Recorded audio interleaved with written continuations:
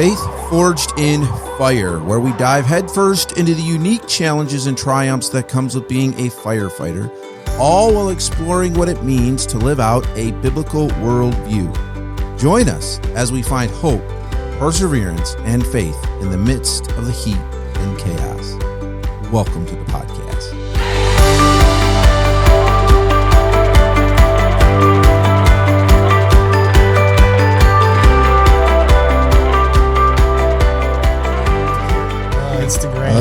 Here, read this when it comes time for the... Oh, by the way, you read our motto the other day wrong, just to let you know. I read it wrong. You did. Ooh. The forging the fire. Embracing the fires that forge our character. That's not how you said it at the one podcast. Oh boy. Is that the one is that where I said, close enough? I think so. Yeah, I know. I do remember that. Yeah. So that's all right. Okay. All right. Well, here we go. After all that, are we doing it now? We're cantankerous today, aren't we? Yeah, I think everybody's just kind of tired and in the mood today. So welcome to the podcast. We're tired, so we're not going to do the 30 seconds of silence, or we'll fall asleep. Yeah. Exactly. Yeah. We just started. So today's topic, jumping right into it. It's embracing. Yes, that's what I said. Embracing we can't see from that far away. That forge our character. Yes, I'm well aware. Thank you. Okay. It doesn't mean that's what I'm here for. Blocking the scripture now. All right. So, guys, welcome to the podcast. Let's just say this real quick before we get going completely. Make sure if you have not, that you follow us on Facebook. And there's regular content on there, regular encouragement on there. Also other random news that you might want to know on there. Yeah. While you're at it, jump over to Red Flannel Coffee Co. Facebook page and follow them too. And get a really cool hat or shirt. It's hard to read with that rippling ab. So, yeah. The one. Yeah. If you're an Instagrammer, you can find Faith Forged in Fire on Instagram as well. Make sure you subscribe on YouTube. I think that's all the promo. We'll hit the coffee thing a little bit later. Yeah, we'll do a promo later. Do a promo later. You got a code yet, or do I need to start working? No, I have one this time. All right. Nice to be prepared. Are you going to talk about the cool hat or shirt you got there? Yeah. Not right now, but not right now, but yeah, eventually. You remember the other week when you're just like, man, I can't wait to hear what your promo code is. I'm like, yeah, I can't either. Listen, I fly by the seat of my pants, Steve. Oh, man. I don't know what's coming. So shirt, kind of a prototype, seeing how I like it. And there's going to be some cool stuff to come. The hats, it's nice, Ooh, dude. Yeah. We got like double goodness in the hats coming, don't we? Yes, oh, boy. yes. So I needed to wait on some things. I want to release stuff together. Yeah, but coming. We've kind of teased it on the Facebook page that coming you down are the road shortly-ish, soon, got maybe. Werther's original there, do you? You're going to be able to purchase yourself a Faith Forged in Fire hat if you want to as well. Yeah, I love it. Yeah. So you might as well just get them all. You might as well get yourself a coffee hat and a Faith Forged in Fire hat. Anyways, today's topic, let's get on to it before Smokey takes over there and we're out of time.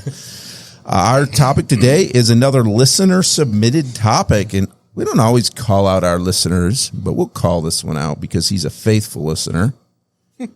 What? You're giggling? We've called TJ out before. Exactly. We've called him out before. That'll TJ. Yeah, exactly. I hope you have a good day at work today. I assume he listens on the way to work. In fact, by the time they see this, they will have met TJ through the podcast, by the way. Because by the time this one airs... Oh, the other one's going to come out? That's a sneak preview. The other one might be out. The other one, hopefully the other one will be out. Oh. But if not, check it out because TJ and Chris will be on our podcast, and we'll tell you what that's about later. But anyway, TJ gave us this idea, and I think it's a great topic. It is just talking about this idea of, he said, is social media hurting or helping the fire department? I mean, that's a good question. And I think the simple answer, and then we can just hang this up and leave since we're all tired. And the simple answer is doing both. It's helping and hurting. Yeah. So, thanks for listening, guys. Yeah. All right. All right. Good night. Great. Straight to the point. Now to you, TJ. Yeah. I hope we helped you. I like those easy answers, those easy questions. Great. All right. Who else has a question? We're handing out answers. Yeah. No, in reality, it's both. And when I say it hurts, here's the thing. I spend a lot of time on social media for a couple of reasons. One, I do, but I'm on social media. Obviously, we have our Facebook page. I have my own YouTube channel. A couple of them, yeah. But one that's, I would say, is active. Hasn't been for about a month, but it's supposed to be. I mean, it's not done, but it just, the podcast is kind of taken over. But anyways, so I spend a lot of time in that world. So I'm on there even just trying to come up with ideas and that kind of thing. And where I find that it hurts is I see a lot of videos from citizens that have no idea what's going on. Now, to be fair, there's times that I watch those videos and I get really frustrated with what I'm watching, and I'm like, they have no idea what they're looking at, and they're assessing that completely right. Like, what is going on here? But also, I mean, how many times are we on the side of the highway working an accident and we almost get run over because somebody's got their phone out and we're like, there's another TikTok video or something like that. And I think that's what hurts, is because there's some that I watch and people are so frustrated, but they don't know what's going on. They don't know why it's happening the way that it is. They're mad at you because you held up traffic 10 minutes and then just disappeared. Right. Or why is it taking them so long to do this or to do that? And they don't understand what goes into certain things. So I think that hurts because it gives us a bad name, because then people buy into that without realizing it. But I do think if it's done well and done right, it can be a huge help. And I would argue that I don't think fire departments are actually even utilizing social media the way that they should be. There is, I don't want to get hit here. I know. There's what? There's an unnamed, the coffee is terrible. Sure. Company. Yeah, sure. Yeah, that's gross. It's all right. He's going to get fined later. That I think most of it's like people who are not even firefighters. Like, I mean, all kinds of people will come to me. They'll send me these videos and they'll be like, "Have you seen this?" And my point being, they're doing what they are doing well is through their humorous videos, they are exposing the world to firefighting and first response and EMS. And I think if more departments did that, if more departments embraced where people are and exposed their community in that way, it would be a great recruiting tool. But it takes time, it takes effort, it takes people that are willing to do it. Well, and along that line, like one of your YouTube channels is the Putnam 5, where you and the kids travel around the state. Mm-hmm. And what's one of the things that's a problem? It's like you have a hard time enjoying those trips because you're spending all your time. Right. Okay, what am I going to do? You're kind of coming up with a movie script in your head, and you got to get the A roll and the B roll, and you got to get it right. And the kids get upset if they walk past the camera and look at it because now you got to reshoot it and those things. So in a fire department, it's pretty realistically impossible almost, unless you have a dedicated media person, to take a good video. Right. Right. Unless you got lots of help, most of the time we don't. And people are pretty sensitive to those things. So, I mean, you could do it at training, but if it's a car accident or something, you got to be pretty careful with. Well, you have to be careful with the content that you're publicizing. Right. Especially because of HIPAA laws and stuff like that. Yeah. So. But you got to do it in a professional way also. Right. Otherwise you start looking like clowns and people go like, oh. Yeah, you can't take them seriously. Yeah. Right. The more, and that's the thing, right? The more you joke around about something, the less serious it becomes. And so you don't want that for the fire service, and where, social media can be leveraged for the positives of firefighting. It can also go the other way, and it can also make them look less serious and like, okay, well, what kind, if they're spending all this time putting out this content, what are they, when are they training? When are they, right. Yeah. That's why I think we don't see it as much, but if a department could find somebody, even, I think about even small volunteer departments, if you found somebody in the community who loved social media and loved the fire service, but didn't necessarily want to be a firefighter, they're the type of person to have kind of come around and help document that. I follow a couple of people on Facebook, and they are, they're allowed to be there. It's not a matter of their ambulance chasing, but in the towns that they're in, they know that when the tones go off, they know what they can and cannot take pictures of, and they'll go capture as much as they can safely. Yeah, and they're not even a firefighter, but that's helpful. There's been TV shows about people like that will listen to scanners and then respond and go get photos for the news and the other media and everything. And again, knowing what they can and can't show. So yeah, you gotta kind of be careful with that kind of stuff. But if you can find somebody, and as long as it's coming from an educational standpoint and an awareness standpoint of, this is who we are and this is what we do, and, come get to know us. If it's got to come, out of the right place. Yeah. Yeah. Well, and useful information is handy too, instead of just entertaining. Right. Like our deputy chief is all over our Facebook. So when recalls come out, he likes to put out recalls. Yes. Those kind of things. So people, it's informative. In the spring, I try to keep an eye on the fire weather and post whether or not, there's burn bans on or no burn bans and those kind of things. So I think as long as you keep it informative, that's a big help too. If you're always just joking around, people are going to start worrying about, is that how you guys all how are you're all spending the your time? time? Yes. Right. Yeah. Right. Another thing too that I know we're talking about the bad being, what the public sees in the sense of running the calls.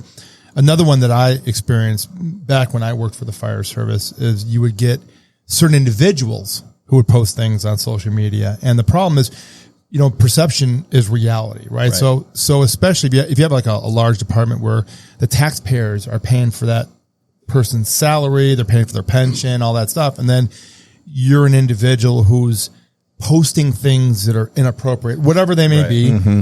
And then the public finds out that, oh, you're posting that. Oh, and you work for the fire department.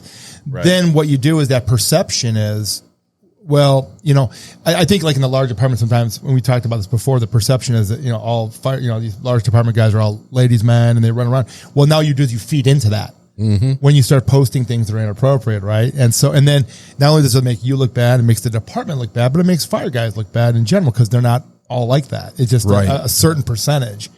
But on a good note, and I was thinking about it when we were talking about like good stuff, is when I was in my original territory when I was selling stuff here in Michigan, there's a department in southern Michigan who actually did a recruiting video. And for the people that don't know, small fire departments have a hard time finding members anymore because the job is not near as glorious and glamorous as it used to be. And it's not just running. Is that true, Rich? Yeah.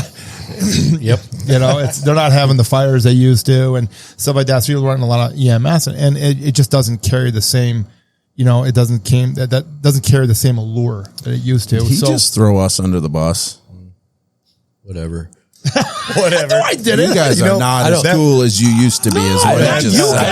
I don't drink his coffee, and I own my mic. So, is that a fine?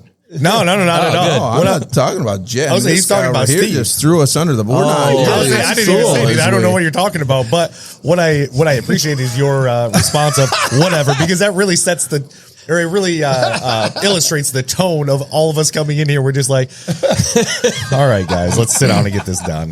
So, everybody's had a long week. Everyone's had a long week. Steve's just I'm going to come over here. I'm highly. Well, the other problem is while you're listening to this, you probably don't realize, unless you're really putting two together, but we record these on Wednesdays, and today is September 11th. Right. Yes. It is, yeah. So we've got our minds in different places sometimes throughout today. Absolutely. So that's why I think we're a little bit we recorded our normal September 11th earlier, And I noticed that today. I actually was kind of just feeling like, even with all that, like, I just don't know that I'm in a podcast place today, even though this is going to come out later. It is. Yeah. So our apologies, because when you're listening to this, it's going to be end of September, middle to end of September. Yeah, right. Yeah. Yep. Well, as I was saying, I wasn't trying to. Sorry, Steve. No, okay. I know. So anyway, back to Steve throwing them under the bus. PJ, okay. Everybody here needs a hug. Bus. I'll keep my hand this way.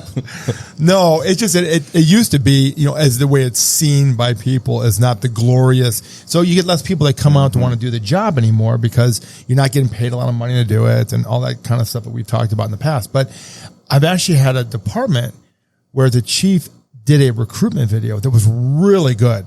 And he said, since I put this out here, I've noticed like an influx of people wanting to join the department. Because now what you do is when you do the video, you show like not only is it the job, but how people are being affected for the job you're doing and how you're helping your community and all those things that go along with it. And he noticed a big influx of people showing up. And I think he was just going to spread it out, try to, promote that to other departments too, to say, this is how we can get people if we put stuff. So using the social media for a benefit and help their recruitment is something I've seen as well. Steve, you brought up something too that clicked in my mind. It's a little different conversation than this, but I don't know. I mean, it kind of goes along as far as how's it helping and hurting. I think we're all aware of whether it's happened close to us or we've just seen it through fire news type things. These firefighters that end up getting in trouble, some of them even losing their jobs over things they've posted on social media. Cause you mentioned, you kind of were talking about that. And I think, and this is just my opinion, people can get upset with me or disagree. That's fine.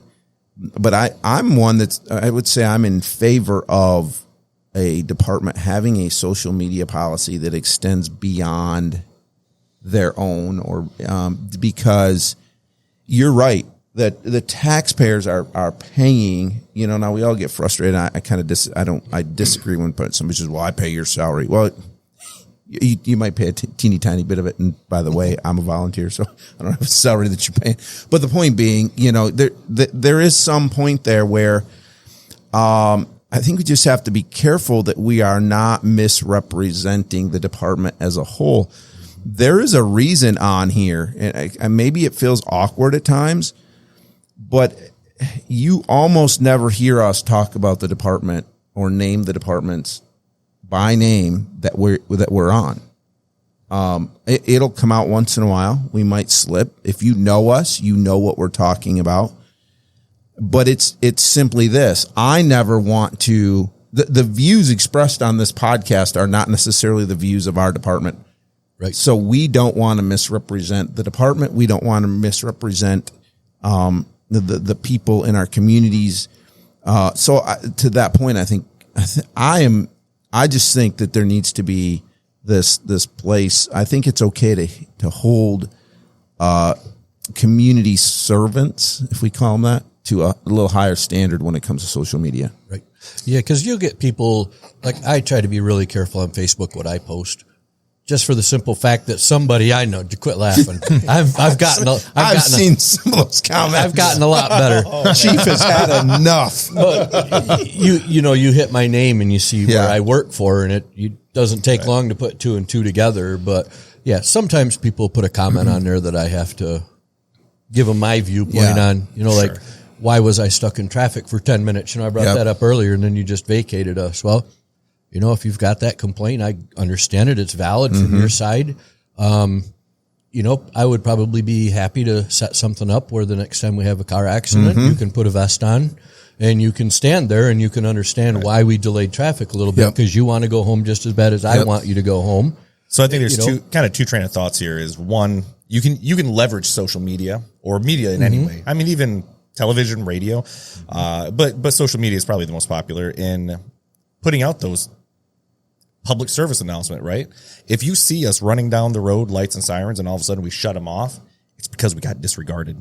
It means they don't. It means they don't need us anymore. It wasn't because we wanted to get through that 4-way stop or that red light. Right. It's because we were told to stop coming. Yeah. And so, contrary to popular opinion, driving lights and sirens is not fun. No, and I'll tell you, it's one of the more nerve-wracking parts of your job, because you are responsible, whether you are at fault or not, for those that are around you. When you're running code, the liability on you goes up incredibly. So we don't do it just for the fun of it. So yeah, there's not that piece of it that, it's just, I don't want to get in the fire truck one day and just take it down the road and flip the lights and sirens on and see what Chief does. I mean, I'm not on the department anymore, true. so but I think he might have a problem with that. But but you get my point, right? But no, so that's the thing. Your point, if people need to understand, people don't do it, and I've got to, I can't speak for all firefighters or any firefighters really, but I can tell you, when I was a firefighter, it was not fun. It was I was always very concerned for those around me. I was very vigilant in the way that I drove, which you should be anyways. But besides the point, when you are running code, you have an even greater responsibility.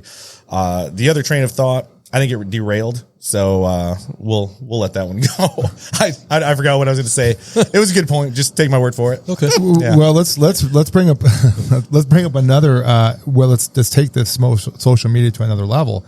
We talk about media, right? The news, and you talk about your responsibility that. And where I was going originally in my deal was guys on social media, and then now you get the news gets a hold of it, and then you start getting blasted across. Because social media is one thing, right?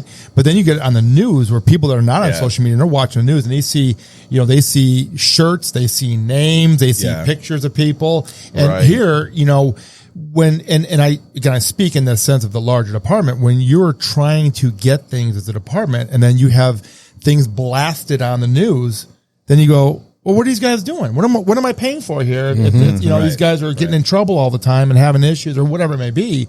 So we have to be cognizant of who's out there. It's just like the law enforcement guys with the cameras and stuff now. Everything's being recorded, right? Right. I mean, any action you do, and what's sad is, it doesn't take much for someone to just catch a quick couple seconds of something and then send it out and go, look at these guys. Completely out of context. Out of context on top of it. But I'm saying is that if we're not conducting ourselves or people in the fire service are not conducting themselves properly, you never know what's happening, and you'll find out the hard way. When you think they're not watching, someone's watching you. Yeah. Kind of thing. Because you are in the spotlight. I mean, if let's call it what it is. You're in the spotlight. That's true. I mean, look at politicians, right?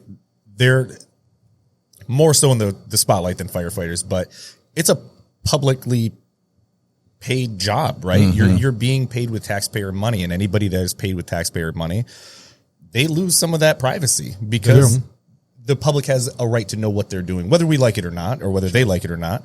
That's just how it is. So you should be more vigilant in the way that you're, like you said, perception is everything. So perception is reality, whether it's real or not, whether it's true or not. Like you said, you can take a little clip of something out of context, but that's what is being perceived. And so that becomes reality. And well, and let's think about this too. Sorry, really quick, but you're talking about, people, the way they look at you. I mean, think about little kids.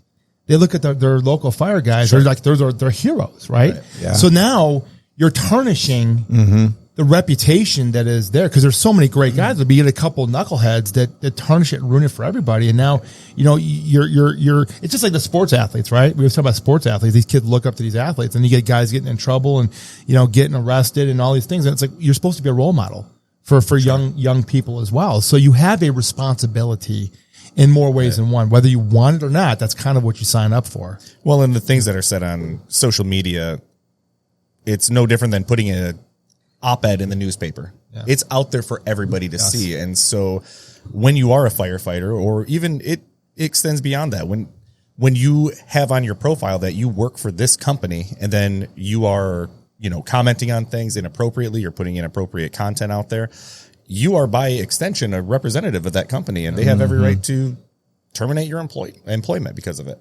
It's no different with being a firefighter. Is you have to be careful on what you say. Just like you said, you're also role models for people. You have a responsibility to hold the job that you have, because with being a firefighter, there's so much trust that is given to you. You are being entrusted with people's well-beings and their lives, and on top of that, and their dignity and their privacy with that as well. And so the way that you conduct yourself out in public is probably a pretty good representation of how you're going to conduct yourself around them. You can't lose the people's trust. Right. Yeah. Right. One of my favorite quotes, just thinking about it, goes well here. And I can't tell you who said it off the top of my head. And I don't even think it necessarily was meant for firefighters, but I think it's great and goes well with what we're talking about. Speaking of little kids, it says they want to be you, so be worth being. And I think this is one of those, right? That you just said it, Steve. Don't blow it, even for the kids in the community. You can have a negative effect on your recruitment if people know that all these guys or ladies or they're firefighters and they're being knuckleheads, as you said, on social media. And there again, though, Steve, you talked a lot about media itself. Some of that comes back to not understanding the fire service as a whole. And so hopefully this podcast, for those who do listen, this helps with that. I think about, how many times is there blowback, and we've talked about it before on this podcast, but there's a fatality of some sort and the news shows up and they're panning, and what do they catch? They catch 2-3 firefighters sitting on the bumper of the fire truck laughing. Right. And then everybody gets upset, and I get why they're upset. And I try to be really careful, especially because we never know where there's a camera around now. But what you've got to understand is they're not laughing about that whatsoever. No. And that's a coping mechanism. It is. It's how we've talked about that many times on here. But there's so many things like that you catch a glimpse of it, and then it doesn't look like what it is. So we've talked on the responsibility for the firefighting side of things. What about the responsibility for those in the media? And I'm speaking from experience here. I remember having a fatal crash that I responded to, and we had a particular cameraman who wanted to get a shot of it, and the only problem was we were still working to extricate this person who was deceased, and we covered everything, but at some point we have to uncover in order to to do the extrication. And if it wasn't a guy, he was actually a county worker, who, it startled me the way he screamed at this cameraman to get out of there. But it goes to show that there is a responsibility, in the media as well, to respect that privacy. And, you don't want that person's family finding out by watching the news and not knowing that. Well, and that's a complaint around here a lot. And I'm sure it's not just here. Even if it's a picture, especially now that media news is on Facebook, you're scrolling through Facebook and there's this fatal accident that is still being worked. But what do you see? You see a picture of the cars. Right. Well, now anybody who knows somebody that could be in that area in a car like that, that's just not the way to find out. Yeah, exactly. So there is that responsibility, especially in the media, because they work in that. That is their life. Right. Every day they go and they do that.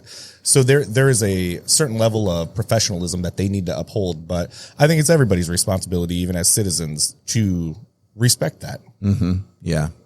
Well, they should be ashamed of themselves if you're going to post something like that. Sells. But it that's sells. The problem. Yeah, exactly. It sells. And not only does it sell, but it gets reactions online, and right? And that's what they're trying to do. They're trying to get the views and the reactions. Now, is there? I mean, does the media have to follow any? Is there any laws that they have to follow where it's like there's things you cannot post just because it's illegal or against the law to do that? Is there anything? I don't know if there is from my point, but I know like if I'm in command and it's something like Jake was talking about and I see the news there, you do have to give the news an area for the media to stay at.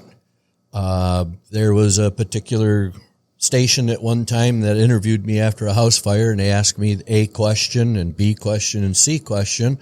And I answered them all, and when it came out, well, they got the A question and put the C answer to it, and the B question and put the A answer to it, and it made me look like I had no clue what I was doing. So the next time I made a mental note on what 4 letters were on the side of their van, and the next time I have to give them a media area, so I gave them a media area on a private drive about 3/4 of a mile away. Mm-hmm. So it was over a hill, so they couldn't get their camera gear into it. And I don't know at that point if they really even have to abide by that. because that's way out of my jurisdiction. I can only control just a small bubble around the scene. But. So this brings up a whole nother train of thought or line of thinking of how social media hurts the fire department, in that the privacy that we once had to do our job is not there, because this is just an example. Just the other night, you guys got a call, and I get on Facebook on one of the town, the town informed type of pages, group page. The groups. And already what's all the sirens going down such and such a road? And then all the comments, and nobody has a clue, and then maybe somebody heard it on a scanner. Well, we say that it sells. The news knows that. So if they can get answers and get the scoop, whether it's all the way right or not, people are so curious and so nosy about what's going on. I mean, any little thing, and they want to know, well, why is this fire truck going here? Or why? Touch on your point of the privacy to do your job. There's a balance, right, between the privacy, or rather the autonomy to do your job, right, without being interrupted, right, while it's still being public information. Right. And so there's that balance of where we need to get back to a place where we respect each other. Right. Where that privacy for the people that are involved is respected.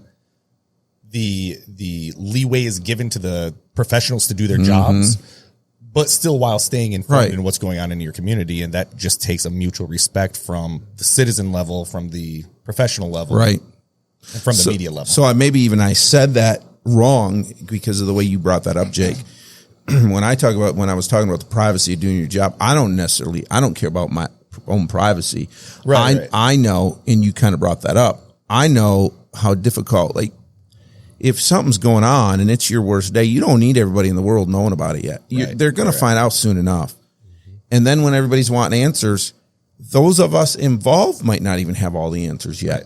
And it's just, so I think for me, that's where social media gets real frustrating and can hurt the fire department.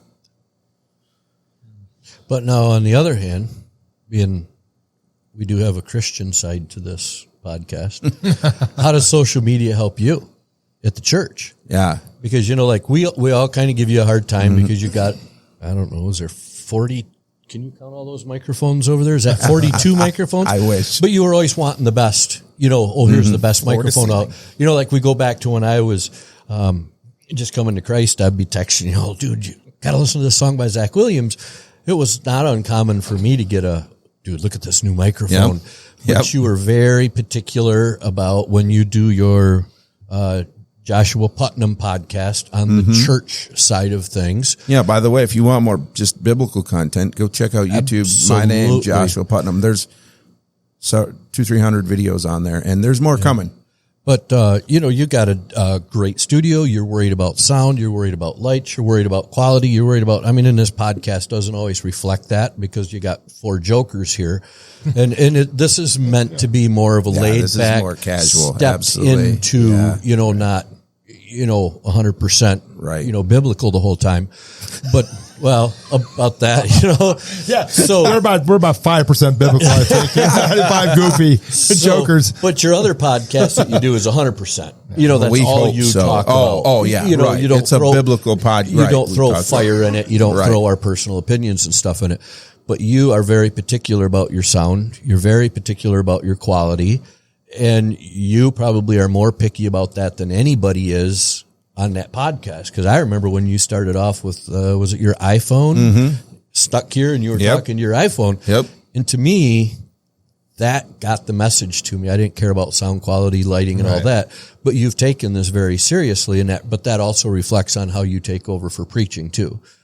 Right. You put your all into it and you give it 100%, but your podcast also reflects that. So the social media in that case, if you were joking around on your other podcast, that would reflect on you and the church because, you're a joker on this podcast. You are here, but this is kind of a blend of firefighting and stuff. But on your other podcast, you're very serious. And if you guys wonder what it's like, like he said, check it out. if there's Go a check it link out, in yeah. there or not, find his name, get on YouTube and watch it. It's awesome content. What I would ask you to do is go back to his very first podcast when COVID was just starting, Yep. and then watch like the last one and see the quality difference. But he doesn't do that because he's filthy rich, and he's like, oh, you know what? I got an extra $5,000 laying around. I think I'm going to buy a couple cameras, and I'm going to buy a soundboard. You're doing that because that's your heart and that's your calling, and you're putting your all into it. And people in the fire service could be doing that same thing. If we started showing the real professional side of things, it would reflect everything. Yeah. Right. I think the reality is that social media is here to stay, right? And so I hope not. Well, I would hope. I miss the old days myself. I wish we were back to the Smoke before. signals. Yeah, exactly. Or is it the Telegram? You know what I mean? With the Morse code thingy, but Pony Express. But no, I mean it's here to stay, and we know this is a great platform to get out to the mass public, right? Whether good or bad, this is the way to do it. And this is what people react to, right? But the bad post is going to travel. I mean, it'd be fun to be able to do some sort of research, but it's almost like bad publicity is going to travel from coast to coast in the U.S. in say an hour. I don't, we'll just say an hour. Sure. But good might not even make it out of Michigan.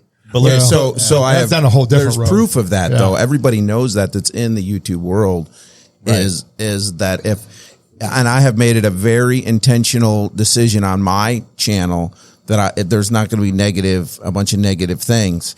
And my channel has not grown as fast as others that I've watched who started with me, but they're posting negative videos. They're exposing people that they don't need to be exposing. They're just tearing people down is what they're doing. And that stuff goes like wildfire. And how many times have we had that conversation? Yeah. Like during Bible study, I Right. go, PJ, you want numbers? Start slamming people. Yeah. But the thing is if you watch PJ's other channel, you see the PJ that you are going to see at church. Yeah. He's not slamming people at church. Right. If there's something that needs to be called out because we're doing things wrong, he's going to call you out. He's going to do it. But it's all biblical, and it's not a whole lot of joking around. So what you see in his YouTube channel is what you're going to get if you come to church. But to your point about, good, might not even make it out of the state, but the bad will make it worldwide, right? Yeah. Well, that's biblical. Look at John 15. If you were of the world would love you as its own. But because you are not of the world, but I chose you out of the world, therefore the world hates you. And so to your point, I mean, this is a, it's an age old thing, right? I mean, people love to hate. People love the negativity. That's it's what sells. That's what gets those views and likes. The worst part is Christians feed off of that though. That's what drives me nuts. So that's the other, that's the other side of social media, right? I mean, this goes back to, I don't know how many podcasts or how many episodes ago, when we were talking about guarding your heart, about you coming into the fire station as a Christian, as the chaplain, you had to guard your heart coming in there knowing the things that we do and say probably aren't the best. And so it's the same. You get on social media and you are opened up to a world of content that you need to be on guard when you step foot into it. But then if you look at John 4, we go to the well and we talk to the Samaritan lady that is by far the lady that you should be talking to. Oh, absolutely. So now Jesus is talking to this lady at the well, and good things come of it. How fast did the bad stuff spread through town? Oh, right. About what's going on compared to how the good stuff come. And it ended up being a fabulous move. Sure. But how fast do you think the rumors? I mean, and I know that, some dude wasn't sitting in his hut hopping on Facebook talking about Jesus, talking about the Samaritan woman. We didn't have that. But you were there? I was, yeah. Right. I am that old. I am that old. Fair enough. I mean, 700 something years. Yeah. But those are things, like that. Absolutely. The bad was going to out travel the good. But the good, on that hand, the good outlasted the bad. Right. Yeah. Let's be honest. If this podcast, if we never talked about Christ here, we'd be going gangbusters, right? The moment you bring Jesus in it, all of a sudden the subscriptions go away. Because again, it's not of the world, right? We're talking about things that are very, very uncomfortable for viewers out there. I mean, I think about how many times I've shared this podcast with a card or whatever, we have, and how many of those people probably have never, because they know they see Jesus in there, and it's like, nope, that's not for me. We get a lot of dislikes on our shorts just because of that. It puts our content in front of people who don't want anything to do with that, and they love to have that dislike. And have you ever noticed? I don't look at our algorithms or anything, and this is way off topic. But do you ever notice that there's always one guy that has to hit the thumbs down? Mm-hmm. On my channel, I have got videos that are completely irrelevant. He's always hitting the wrong one. It's completely irrelevant to life. It's like my kid riding a bicycle. I want this hand to light up. Somebody has to hit the unlike button. And I'm like, dude, I want to meet you. He goes, this one's got 0 on it. I want to hit 1. Wow. So two things. It's time to. I didn't mean to derail it. That airplane crashed. Oceanic 815. It's time to land on this thing. Rich just dumped it in the ground. Yeah. I was never a good pilot. Here's a shameless plug for my channel because I caught this. Rich just whipped out, he's like, hey, in John 4, the Samaritan woman. Where'd you learn that, Rich? That was beautiful. I read it on the internet. Oh, okay. He found it on social media. That's true. He did. I read it on Facebook. It was a meme on Facebook, right? No, I looked it up because I was thinking about that earlier today in between things, and I'm like, that's kind of that's good. But I had to look it up. I couldn't recite it by originally, off the top of my brain from my study through the Book of John. Right. On my YouTube that is channel. a great. Seriously, I mean. I watched that series before ever even becoming a sponsor here, right? And that is a great series. So it's not done yet. It's still going. It was a cliffhanger. If you haven't checked it out, have you read the book? For real, I have read the book. Okay. It's better than the movie. No, if you haven't checked it out, go check it out though. It is a great series. If you want to dive deeper into the Book of John, check it out. Nice. Yeah. So is our discount code this week? Book of John 25. No, John 4% off. Yeah, John 4% off. That'll save you some money. That'll get you some views. No, hey, you know what though, guys? We are getting into the cooler season. Not here in Michigan. It's like 85 degrees outside today, but tomorrow, by the time they listen to this, it'll be 0 below. They listen, 0 below. I hope there's snow by the time this podcast comes out. I get the point you're making though. It's all right. So let's do a promo code on the White Pine Light Roast. It is a great roast if you haven't tried it out yet. And you know what? I'm going to give you 40% off on it. But it has to be the White Pine Light Roast. And at this discount, I might as well just give him back my microphone. We can't keep doing 40% off. Oh, man. No, he can't. No, it's all right. Check it out, though. I want people to try it. It's a great roast. It's one of my favorite roasts. So use promo... What do you guys got? Oh, he said I thought he said he had one. No, I mean, I had an idea. I didn't have an actual, Are you looking through your list of... No, I was going to text it to you so you remembered, but there's nothing like being prepared. No, we have learned... Hey, listen, it's only your business. Have you been on this roller coaster of an episode? We didn't even know where we were going to land. So, and then here we go. Landed yet. Still in the air. What's going on here? It's so still Rich crashing, has proven in our group text that he's like the master of these codes. Well, I say we just put him right on the spot. By the minute, I think this ought to be going up a percentage. It started off as 40%. The longer you wait, 39%, 37. It's going to go down the longer it takes Rich to come out with the code. I came up with a code. Y'all threw it out the window. So whatever you want. What was your code?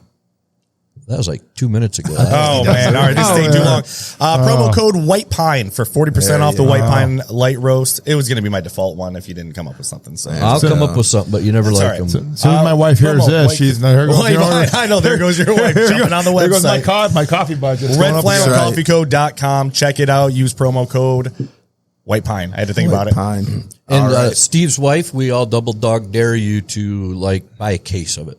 Yeah. Jennifer, please do not buy a case. I triple dog dare you. Actually, hey, anyways, we gotta hit that mute button. She doesn't need to hear what he's saying. She doesn't listen anyways. All right. Well, TJ, thanks for this topic. I don't know if we did it justice, but it was a really good topic. Yes, and appreciate that. I think the takeaway here is social media is here to stay. We can either embrace it or push it off, but I think embracing it with guardrails and making sure we're doing it well, it's going to be what's going to help us. We'll talk to you guys next week.